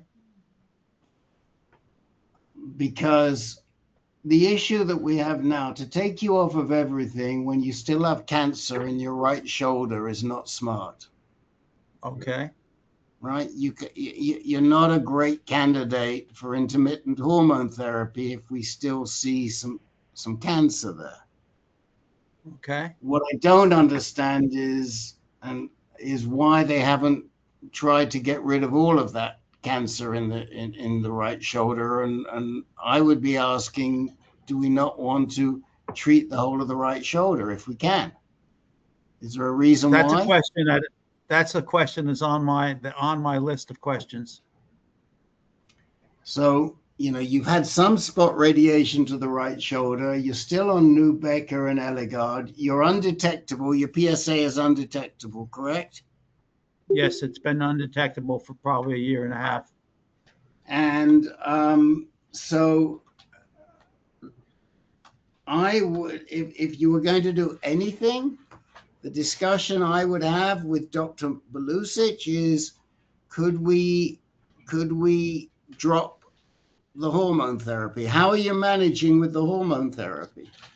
I have no issues. I was fatigued some, but I used to nap before, so it's not much different. Maybe another 45 minutes of nap. I took a vacation because I went out to New Mexico in the 100-degree weather that you're referring to, and the storms. But I was doing with a trainer 3 days a week and physical therapy on a rotator cuff 2 days a week. So I was doing 5 days a week without any problems, no hot flashes. I actually sometimes get up 0 times at night and sometimes just 1 to go to the pee. That's it. Okay, well, I think the conversation with Dr. Belusic might well be, how much longer? 2 things. 1, why are we not shooting all of this cancer in my shoulder? And 2, how much longer do I have to do the hormone therapy? And am I a candidate for monotherapy with just the darolutamide? and see what he Okay. says. That's what I would do. Until that cancer is gone and it's gone down and it's stayed low for a long time and we don't see any cancer anywhere, I'm not sure that intermittent stopping everything would be what I would want to do. But talk it out with Dr. Belusic. He's very easy to talk to. No question about that. And he started to see whether I needed a renewal on the Newbie, so I was saying, well, I have enough till when I see him, so I can restart it. But I had already made plans to go down to their site in Deerfield and get at least another 5 on the right shoulder, because that bothers me that it's still there. Although they did get about a 40% reduction, so I have no problem with that, and I had it in my plans anyway. Hopefully he'll follow through with that. Okay, well, I would also discuss it with Dr. Belusic and say, why are they not taking it all out? Because there must be a reason why they're not taking it all out. And the only reason I could think about is 85 years old, and they didn't think I'd go another 15. Well, maybe that's it, but that's the discussion that they got to have with you. Somebody should have with you and say, this is why we're doing it. I agree. All right. Phil, sorry to rush you, but I've got one more guy to get to, and we've still got a little bit of time, and I got to get to Mr. Blomquist. Anybody? Oh, I should ask, does anybody else have anything they think should be raised by Phil when he sees Dr. Belusic? Or anything you've noted from what you just heard that seems a little weird? Anybody put your hand up if you got anything for Phil? All right. And last but not least, the inimitable man of the frozen north, or he will be if he keeps going with all of these cooling treatments. Barry, and you're muted, Barry. So just two quickie things, because I know we got to wrap it up. Yeah. Have been continuing to experiment with the cooling vests and the fan, and Bob's suggestions about using the cloth, all of which are seemingly performing very well. So I'm just going to leave that, Rick, because I know you're working on whatever it is to put together a little blog on that. And so that's that. And then the other last is an update, and this came up, I think Jay had it too from Minnesota. Had my 5th debulking IMRT radiation session today. And they're really happy because I come in with a full bladder all the time. Well, that's because I can't pee.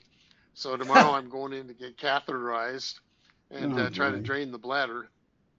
And so my question, and Jay answered part of it already, was about whether or not, a good option for dealing with that is the Flomax solution, and that's it. Okay, so they are going to do this debulking with how many sessions? 20. Okay. And you've had 5 so far. Yeah. And could you pee before you started? Just fine. Okay. So there's some inflammation going on. And yeah, my doctor, Dr. Hayes, said that the prostate is probably inflamed because they're banging away on it, and so that's aggravating my ability to pee. And does he not want to hold up with the radiation therapy? I mean, what are they suggesting? That they catheterize you?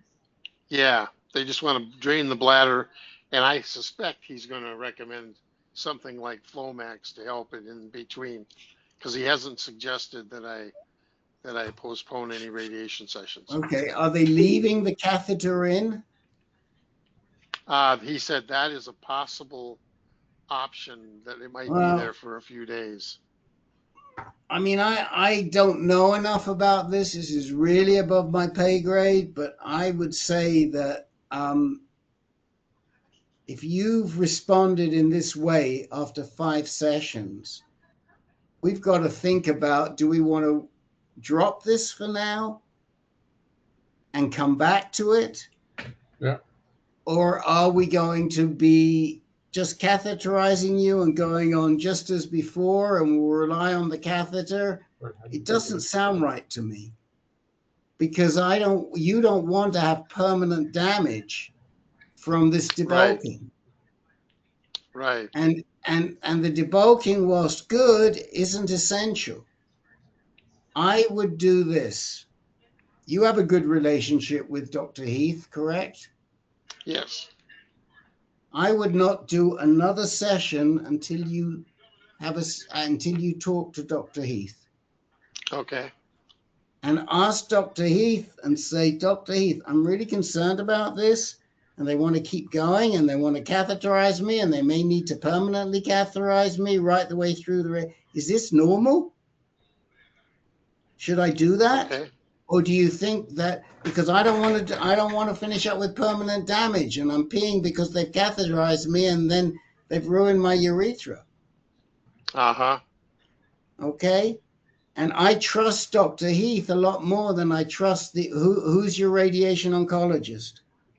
Dr. Phillips and Dr. Hayes.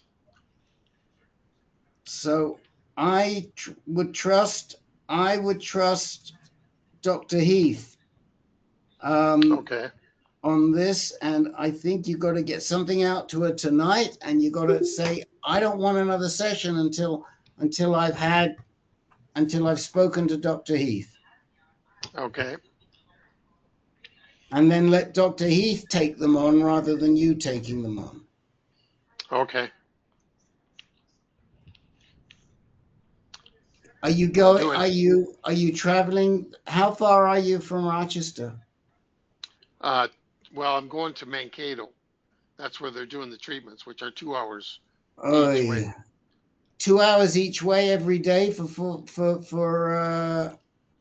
20 days. Yeah.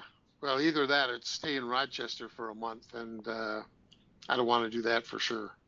Yeah, this is why I don't like these 20 sessions. We could have done the same thing with 5 sessions. It would be much easier. And frankly, I wouldn't leave the doorstep until you've spoken to her. And you're doing 4 hours a day, it doesn't add up to me. Okay. Because I know we can do this debulking in 5 sessions. I know it, because we've had guys who have done it.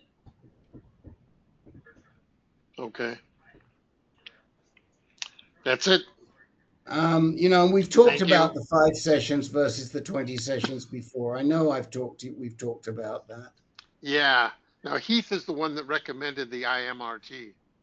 Okay. Well, and did you have issues before, Barry? No. No. So if you want to do the IMRT, that's fine. But I am really concerned. And she obviously is, because that's why she wanted you to do 20 versus 5, and tell her how you're responding. And I would not leave you at the doorstep until you've gotten, and let me know, please. I will. Anybody else have any similar experiences, issues like this before? Wouldn't it be less stress to have 28 sessions instead of 5? Going the longer So treatment? the 20 sessions is less likely to do damage. That's the theory. That's right? why I did it. So that's why they did the 20 sessions, but that's not the point now. We're not arguing about whether you should do the 5 or the 20, because he's made a decision. Right, What but we're you arguing about recommended is 5 days. Wouldn't that be what more we're arguing damage? about is, should he continue tomorrow with another session? Right. What do you think? But I heard you say, Rick, that you said 5 would be better than 20. In most cases, 5 is better than 20. Yes. Huh. And that doesn't sound right. It sounds counterintuitive that there's be more damage done because it's a higher dose. Well, the trials have shown that it's not inferior. It doesn't do more damage. That's what he said. Oh. And take a look at the PACE-B trial, and you'll see that we don't think that the SBRT doing it in 5 sessions has worse side effects than doing it in 20 sessions. Okay. Okay, that is that they've studied this over a long time. They've done several trials, and the most recent trial, and I happen to know because I quoted it in a letter to JCO today, is the PACE-B trial that was published in the Astro Journal in 23. And so whatever we think is intuitive, it doesn't seem to have that effect. And that's why I said to Barry originally, let's do it that way. But Dr. Heath felt there was something else going on and he was better with 20. I don't know what else she saw, but I respect what she said. And so he was doing it in the fewer sessions, in the bigger number of sessions, smaller doses. Okay. Yeah. I'll get on the chat to her and please, sort out what's going because on. I'm concerned that after 5 doses, you've had this response. That's a real concern.